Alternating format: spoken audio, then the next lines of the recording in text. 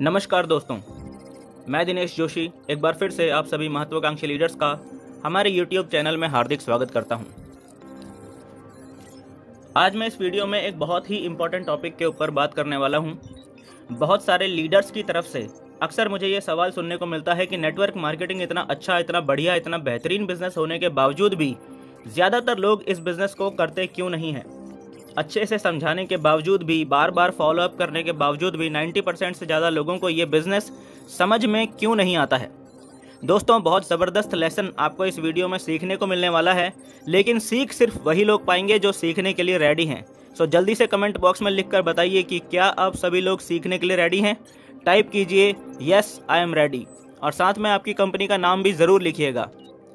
अगर आप अपने बिज़नेस के प्रति सीरियस हैं तो कमेंट ज़रूर कीजिए। दोस्तों, सच्चाई तो ये है कि ये कोई सवाल ही नहीं है, बल्कि ये तो समाज का नियम है। एक समाज को सुखी और संपन्न होने के लिए समाज में सभी तरह के लोगों का होना ज़रूरी है।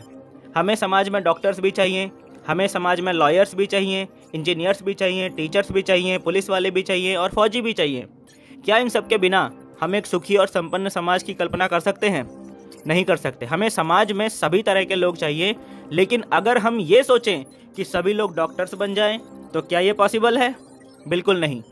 सबके सब डॉक्टर्स नहीं बनेंगे। ना आज से पहले समाज में कभी ऐसा हुआ कि समाज के सभी लोग डॉक्टर्स बन गए हों, ना आज की डेट में ऐसा पॉसिबल है कि सभी लोग डॉक्टर्स बन जाएं, और ना ही आने वाले समय में कभी ये पॉसिबल होगा। लेकिन समाज के कुछ लोग पहले भी डॉक्टर बनते थे, आज भी डॉक्टर बन रहे हैं, और इसी प्रकार से आगे भी समाज के कुछ लोग डॉक्टर्स बनते रहेंगे। ठीक यही बात लॉयर्स, इंजीनियर्स, टीचर्स और बाकी सभी प्रोफेशन में काम कर रहे लोगों पर भी लागू होती है। हर आदमी लॉयर नहीं बनेगा, लेकिन कुछ लोग लॉयर ज़रूर बनेंगे। हर आदमी इंजीनियर नहीं बनेगा, लेकिन कुछ लोग इंजीनियर ज़रूर बनेंगे। हर आदमी टीचर नहीं बनेगा, लेकिन कुछ लोग टीचर ज़रूर बनेंगे।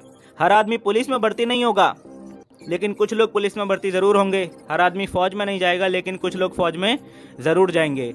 इसी प्रकार से मेरे प्यारे दोस्तों, हर व्यक्ति नेटवर्क मार्केटिंग बिजनेस में भी नहीं आएगा, लेकिन कुछ लोग नेटवर्क मार्केटिंग बिजनेस में भी ज़रूर आएंगे।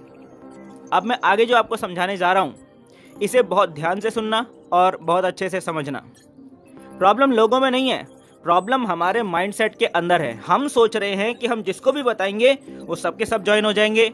यही सोच प्रॉब्लम की जड़ है, क्योंकि ऐसा कभी नहीं होता है। ना आज तक ऐसा कभी हुआ है, ना आज ऐसा हो सकता है, और ना ही आने वाले 200 साल में भी ऐसा संभव होगा। क्योंकि ऐसा कभी नहीं होने वाला है कि दुनिया के सारे लोग एक ही प्रोफेशन में, एक ही धंधे में आ जाएं।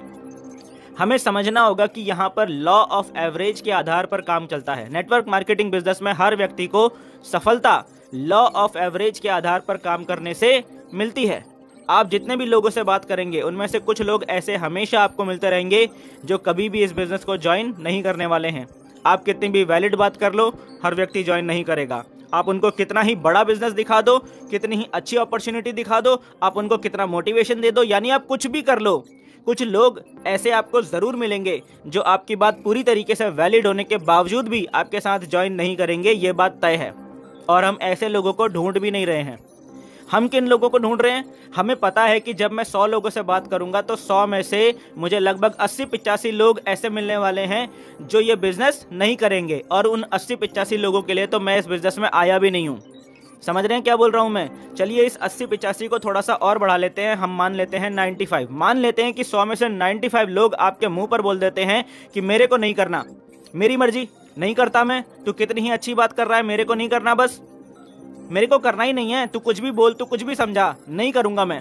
100 में से 95% लोग आपको ऐसे ही मिलने वाले हैं, लेकिन इन 95% लोगों के लिए हम इस बिज़नेस में आए भी नहीं हैं। अपने दिमाग में बैठा लो इस सच्चाई को। हम उन 5% लोगों के लिए इस बिज़नेस में आए हैं जो आपके साथ ज्वाइन होने वाले हैं। प्रॉब्लम यह है कि ना मुझको और ना आपको ये पता है कि वो 5% लोग कौन से हैं। हमें नहीं पता कि जब हम 100 लोगों को ये बिज़नेस बताएंगे तो उन 100 में से कौन से ऐसे 5 लोग हैं जो इस बिज़नेस को करेंगे, और कौन से ऐसे 95 लोग हैं जो इस बिज़नेस को नहीं करेंगे। ये हमें पहले से नहीं पता होता है। पर इस बिज़नेस में काम ही यही है कि हमें उन 5% लोगों को ढूंढना है। जैसे ताश की गड्डी में 52 पत्ते होते हैं, लेकिन इक्के सिर्फ 4 होते हैं। 52 के 52 पत्ते पलट कर देखेंगे तो 4 इक्के अपने आप मिल जाएंगे। ठीक इसी प्रकार से जब हम 100 लोगों को ये बिजनेस प्लान समझाते हैं तो हमें अपने आप ही वो 5 लोग मिल जाते हैं जो हमारे साथ ये बिजनेस ज्वाइन करते हैं। इसी को कहते हैं लॉ ऑफ एवरेज के आधार पर काम करना।